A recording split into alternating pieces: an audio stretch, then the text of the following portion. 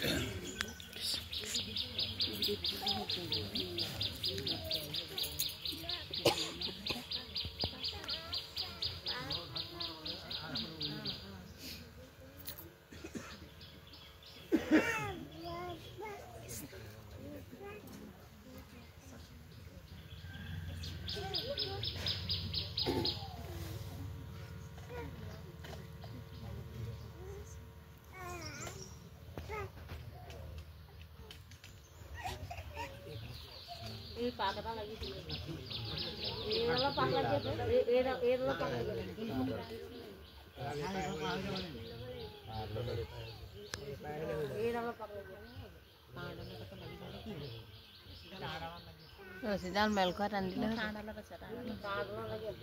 দুফাল কৰি টান দিলে ৰছীডাল এটা ৰছী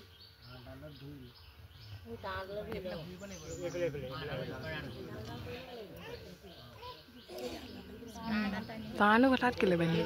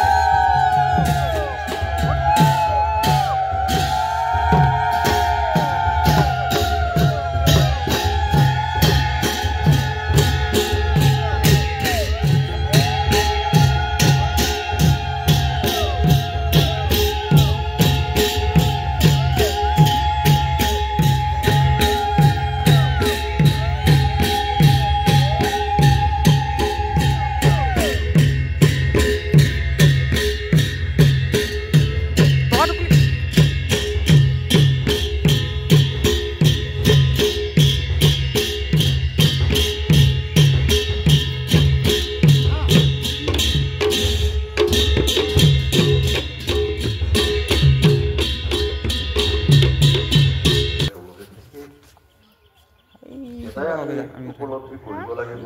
মামীহঁতৰ ওচৰতে আমাৰ ধৰ্ম ধ্বজাৰ তলতেই আমি সামান্য ভাৱে তুলি ধৰিবলৈ আগবাঢ়িছো। পৰম গুৰুজনাৰ এই সময়ত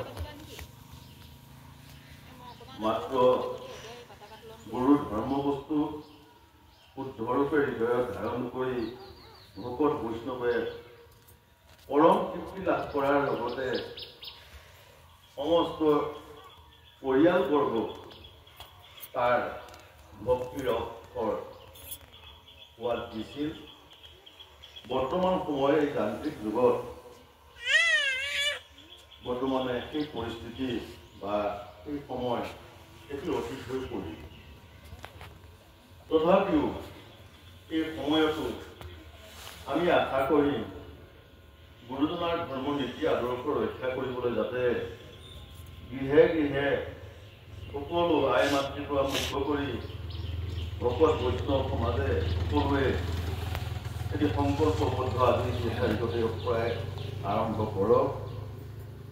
গুৰু ধৰ্ম হ'ল শ্ৰীমন্ত শংকৰ হৰি ভকতৰ জানা যে নকল্প তৰু, এই ঘোষা ফাটি গালেও ৰক্ষা নহয়। গুৰুজনাৰ সুখষ্টি কলাই বিভিন্ন এটি অংশ যদি আপোনাৰ গৃহে গৃহে প্ৰসাৰদ্বয় আশাৰে ধৰ্ম প্ৰস্তুতি আহিছিল। সেই সমস্তুতি তেতিয়াহে গুৰুজনৰ প্ৰতি শ্ৰদ্ধা কৰা বা গুৰুজনক সন্মান কৰা সেই পথ নিৰ্ণয় হ'ব বুলি আমি আশা কৰিছোঁ।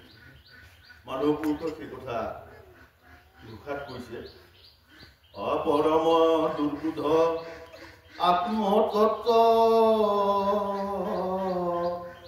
তাৰ জ্ঞান অৰ্থ হৰিজত লীলা অৱতাৰে ধৰি আছা কৃপাময় তাহাৰ চৰিত্ৰ শুনা সিন্ধু তাত ক্ৰিয়া কৰি দীনবন্ধু চাৰি পুৰুষাৰ্থ তৃণৰ সমকৰয়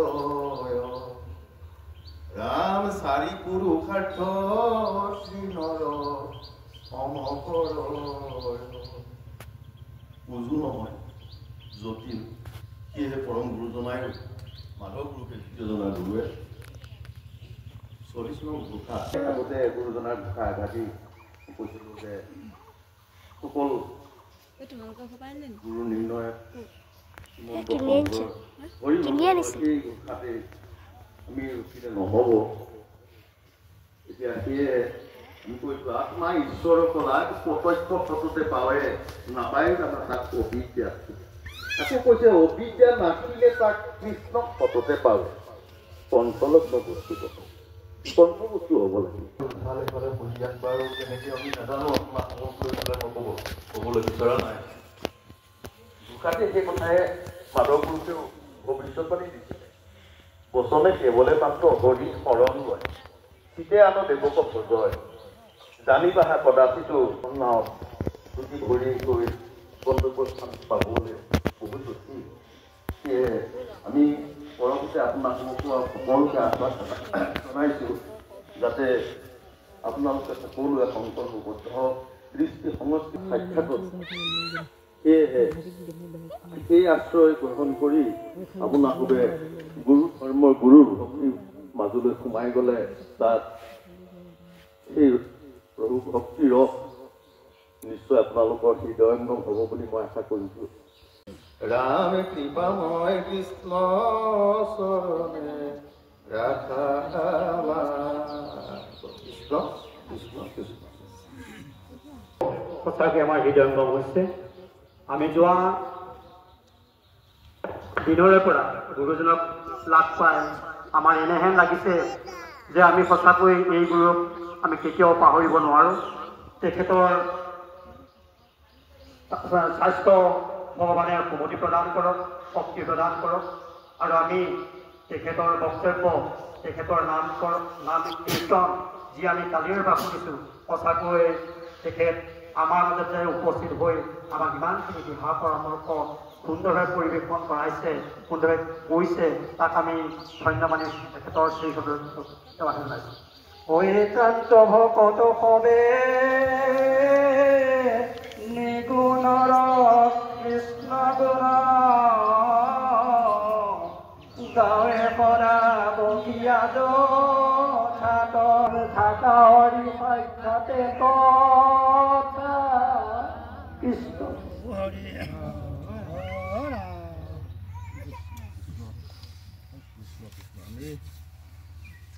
আমি বৰ আৱেগিক হৈ গৈছোঁ।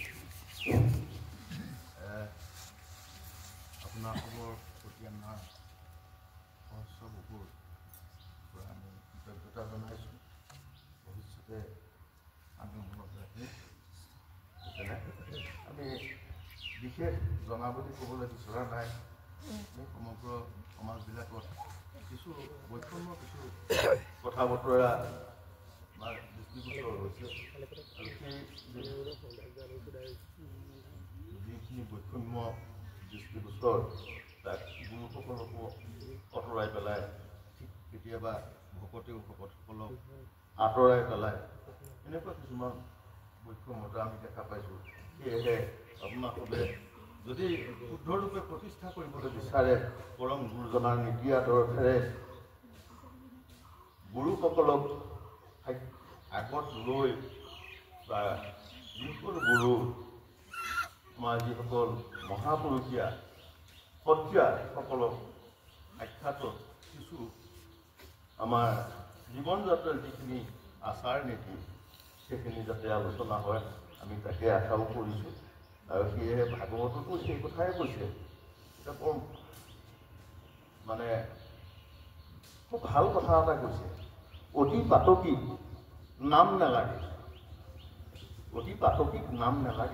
নিয়ম সংযমে কৰে শিয়াল খেদিবলৈ সিংহ নালাগে কুকুৰে খেদিব পাৰে প্ৰহ্লাদ চৰিত্ৰটো সেই কথাই কৈছে নালাগে ভক্তিত দেৱতীজ ঋষি হৈবে নালাগে সম্ভূত শাস্ত্ৰ বিস্তৰ জানিবে তৎসব যোগ্যতা নকবে কাৰণ কেৱল ভক্তিতে তুষ্ট হন্ত নাই ভক্তি বস্তুটো বিশ্লেষণ কৰি নিজে চাব ভক্তিয়ে হ'ল পৰম বস্তু যিটো ভক্তিতে ভগৱন্ত তুষ্ট হয় ভগৱন্ত আহিব আৰু সেয়েহে ভক্তি কৰিবলৈ যাওঁতে সেই আচাৰ নীতি বিশেষ প্ৰয়োজন আৰু সেয়েহে গুৰুজনেও সেই বস্তুকেহে আশা কৰিছোঁ সেয়েহে আপোনালোকৰ প্ৰতি আমি আকৌ পুনৰ কৰ্মতে জনাইছোঁ আমি বৰ যথেষ্ট আৱেগিক হৈ গৈছোঁ আজি ভাল লাগিলে আৰু আমাৰ কিছু দিনলৈকে আমি মনত ৰাখিম ধন্যবাদ